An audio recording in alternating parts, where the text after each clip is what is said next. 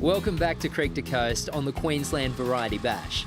In 2017, it brings together more than 300 people and 115 vehicles on a fundraising drive for children in need. Most bashers bring their camping gear, so they wake up at a local showground, roll up their swags, give vehicles the once-over, and in this case, shorten a mud flap that's been flicking up stones. The bash is a bit of a mystery tour. The way that it works is that we're given fresh route instructions each morning, and they're a little bit cryptic, which is a worry because today I'm the navigator.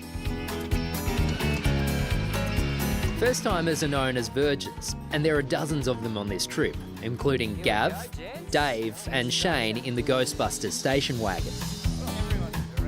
Gavin Grant Jensen has wanted to do this since he was a kid and saw Dick Smith pass through his town on a bash.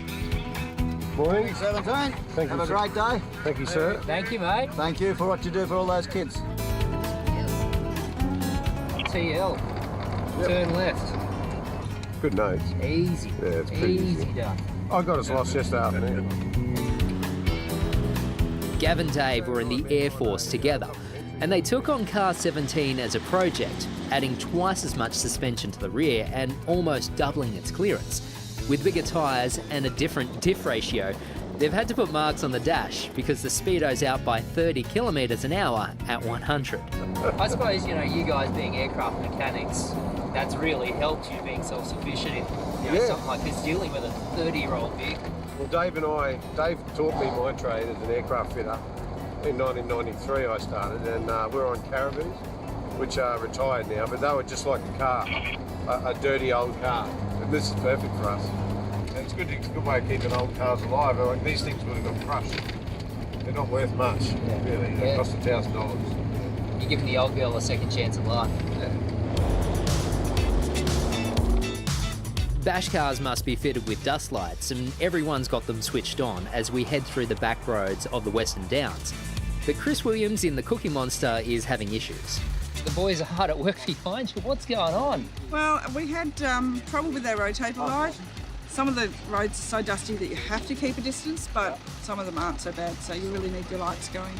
So how are the Cookie Monsters finding the drive? Yeah, good, yeah, we're loving it. Yeah, we did one back in 2011, so it's only our second bash. Poor Cookie on the front's getting a bit dusty though. He's going to need a bit of a dust down, I think. Out past Moonee, we divert through private land. Warrawa Station is a 3,600 hectare grain and beef property with a usual population of just 3. Today, that's swelled to more than 303. Did you expect so many people and everyone to be so colourful? The costumes are absolutely amazing. There's some really, it's a big ask to dress up every day. This is only the second day, so good for them, but if they're still as good by the end, they are legends. Linnell and Warren Urquhart have been good enough to sort lunch for the bashers and kids from nearby Westmar School, who Variety are supplying with special play equipment. It's a really great charity, and in the bush we're always used to, looking after people and helping people in need. And there was a bit of blackmail as well. Actually there was too, yeah. I've forgotten that. What was the blackmail? Well, someone who may be a qualified electrician may be doing something. Yes. Yes. It's really hard to get tradesmen in the bush. The Urquharts know the route we're travelling and say it'll get even drier the further west and north we go. And a lot of the road surfaces are loose, which catches Ben Holgate in the Frog on the hop. Well, I was driving along at a very sensible speed, doing keeping my eye on the road, taking due care, paying due attention, and I maybe just gave it a little bit more than I should have. I might have overcorrected, and now we're in a position that's a little bit embarrassing.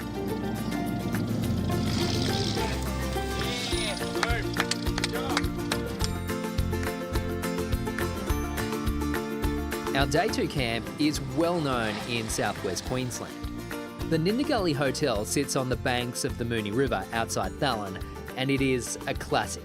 So is its owner Burnsy, who tells a great yarn about when the Variety Bash passed through 6 years ago. The short version is that they donated money for Thallon to build a cricket oval. That gave a young James Pearson a chance to get into a new sport. And Jimmy is now our state's wicketkeeper. I mean, this kid has come from a little country town, a population 40 people, with no cricket club, builds a cricket club through Variety, ends up playing for the Queensland Bulls. So why do you think Variety and In the Gully Pub just go hand in hand? I think we're as mad as each other. We love a party and we love to have fun. You know, it's about the passion for people, isn't it?